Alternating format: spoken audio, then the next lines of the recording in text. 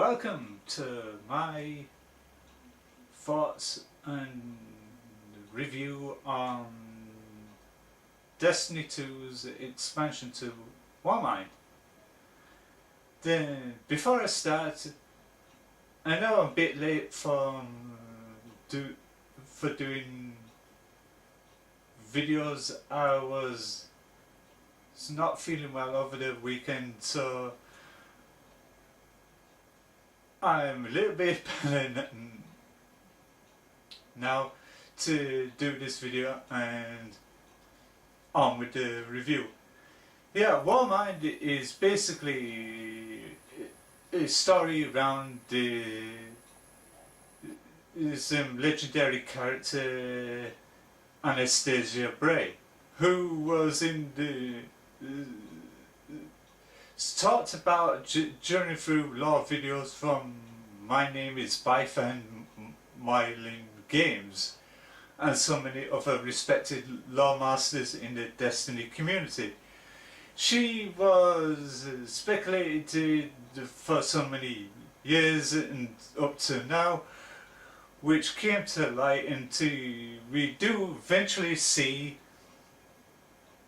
her in the flesh and etc. And upon the arrival with in the heart of Rasputin, she gets an unwelcome visit by Commander Zavala, who was not entirely happy of the whole situation, which she grilled her that she was neglecting her duties as a protector of Earth to do her research and to follow her family's lineage by trying to protect Rasputin, who is this legendary artificial intelligence, basically a computer, like Synergy in Gem and the Holograms and HAL from 2001 A Space Odyssey, and so many other sentient AI intelligent beings that has both irrational thought and thinking. And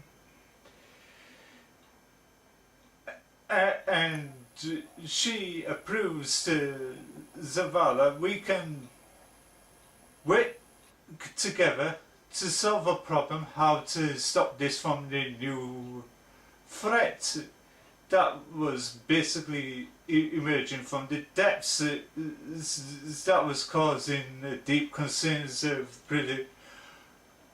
the melting of the ice caps, just like a climate change warning to the way this earth is going with the ice caps in Iceland is melting, and that became a focal centerpiece in the story amongst this new form of hive that's covered in ice, which takes the heroic and legendary guardians to the center of the Warmind and to charge up the Valkyrie system in order to take on this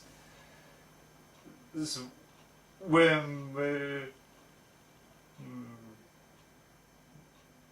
god-like creature called Zol. For those of people who haven't played Destiny 1, Zol was the name of one of the hive chests in the Taken King, which have to get a worm's feeder room for defeating Blagrish in the Hull Breach. And once you charge it up, it comes up with the name of Key of Zol, like Key of You, Key of UR, Key of Ear, and all sorts of that. Each chest is named after a certain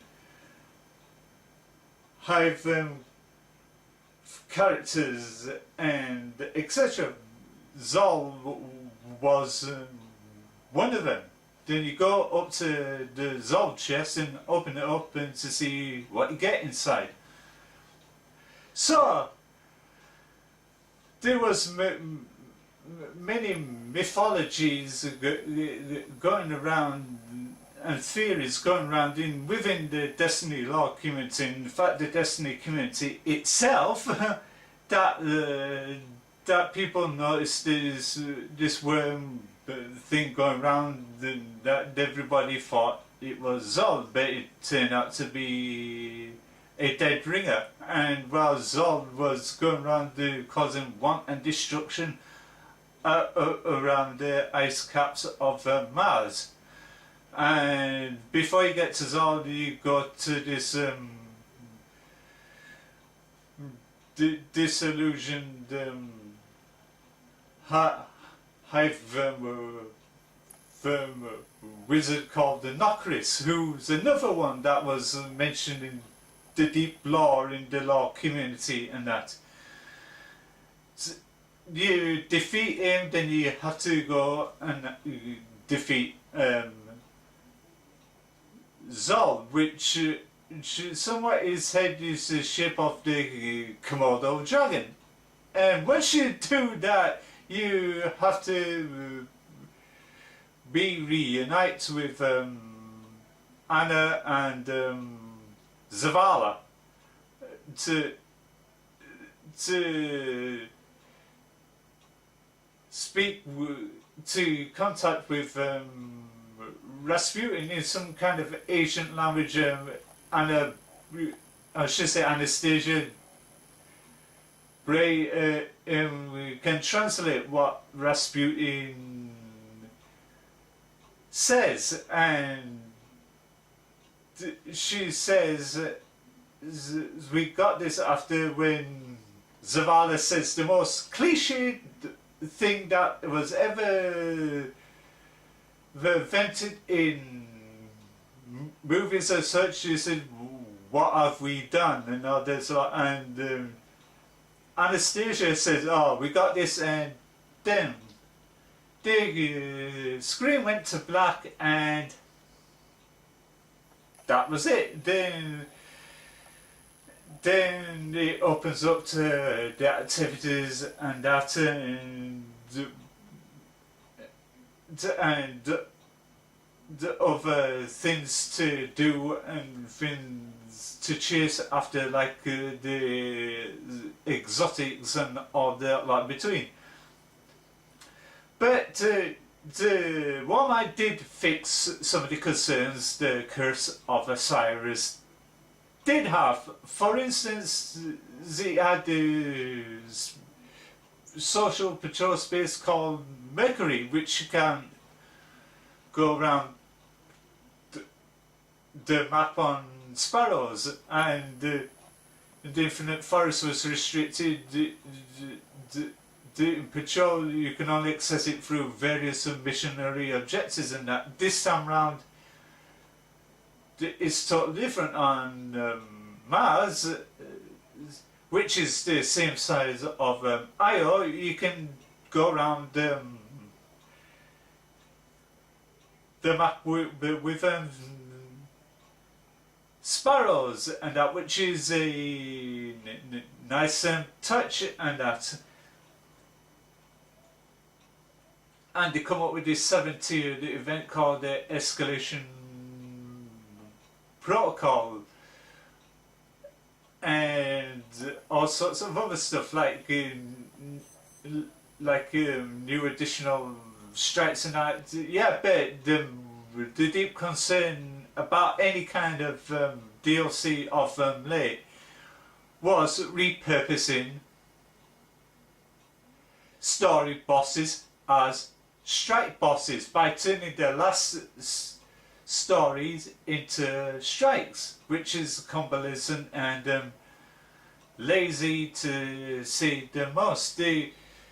some people would have said they would love to have a raid which go against Nocaris and Zol, but on the other hand, they were instead of that, they had to face him in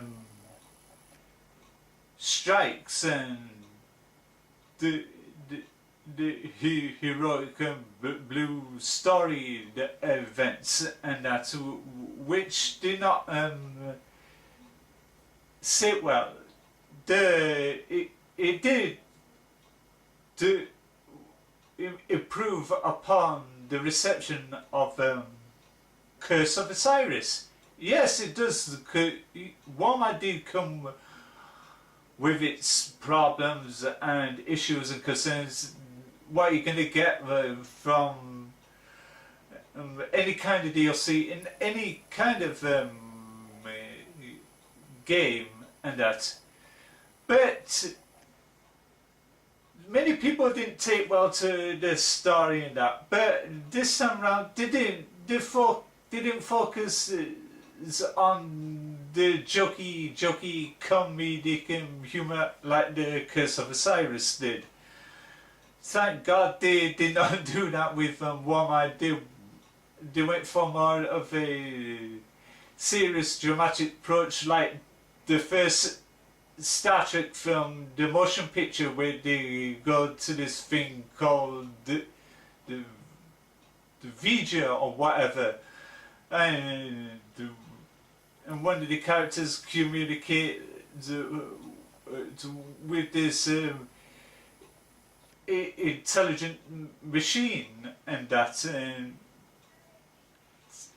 yeah, it's a great way to demonstrate that they're capable of doing a rock solid DLC without relying on comedy.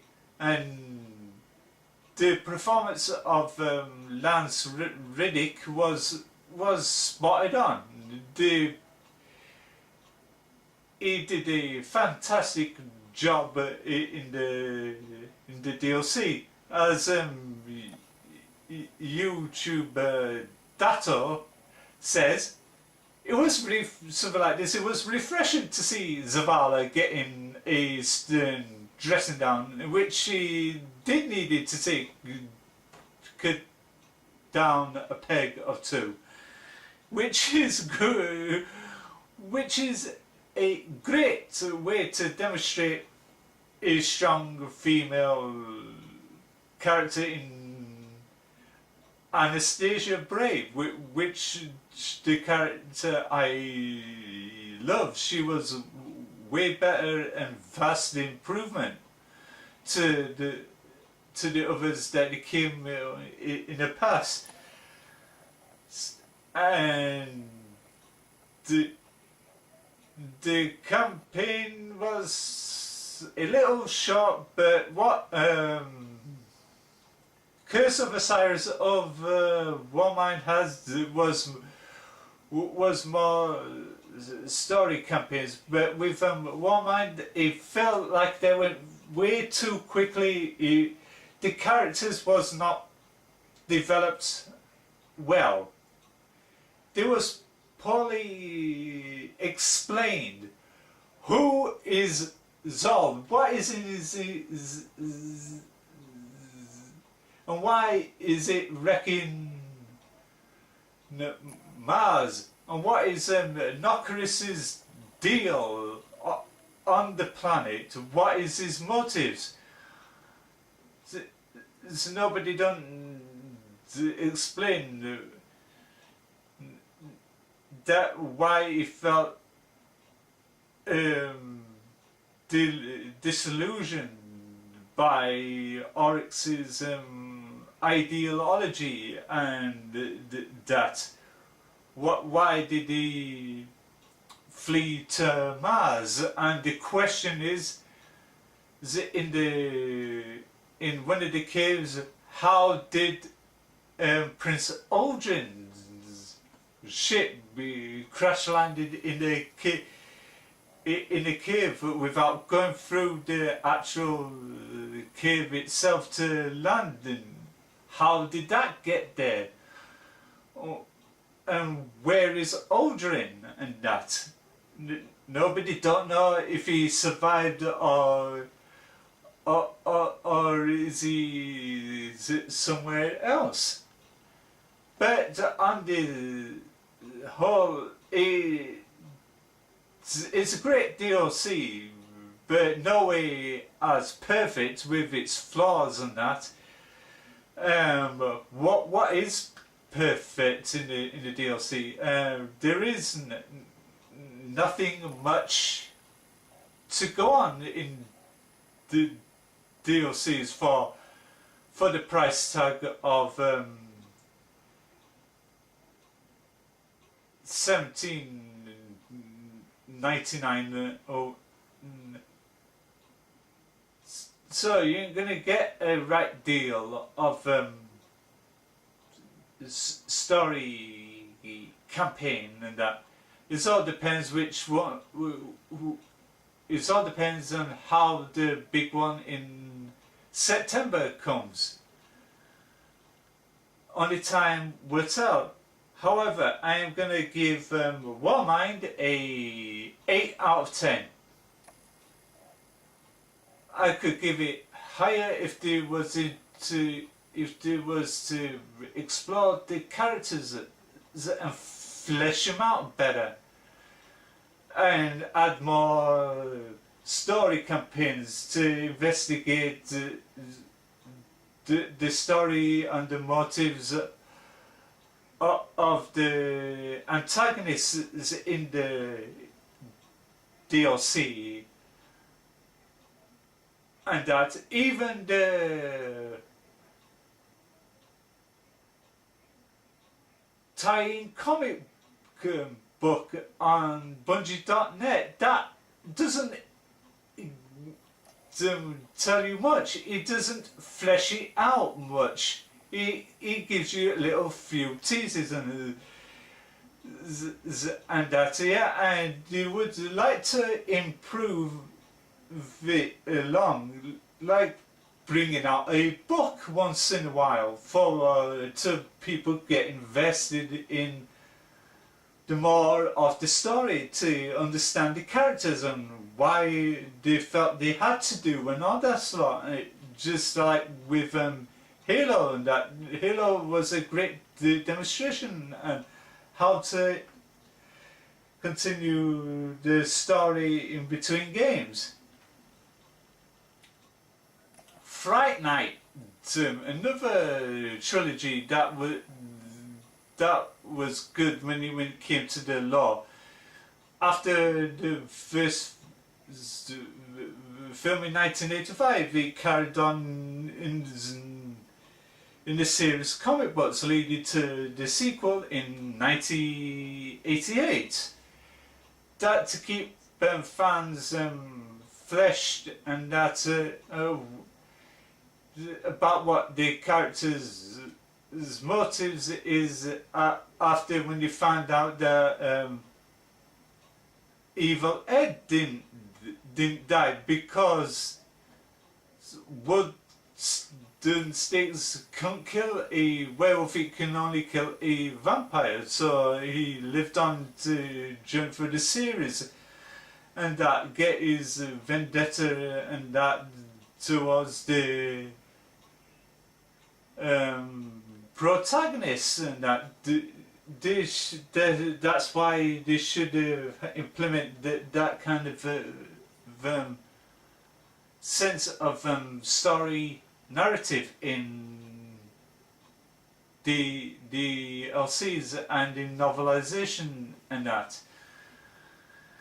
But I could have rated it a lot higher if the characters was fleshed out, but sadly it was another misstep in another DLC.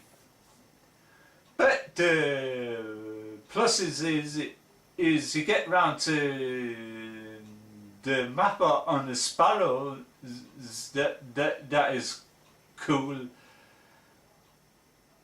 and that there's so many other activities to do.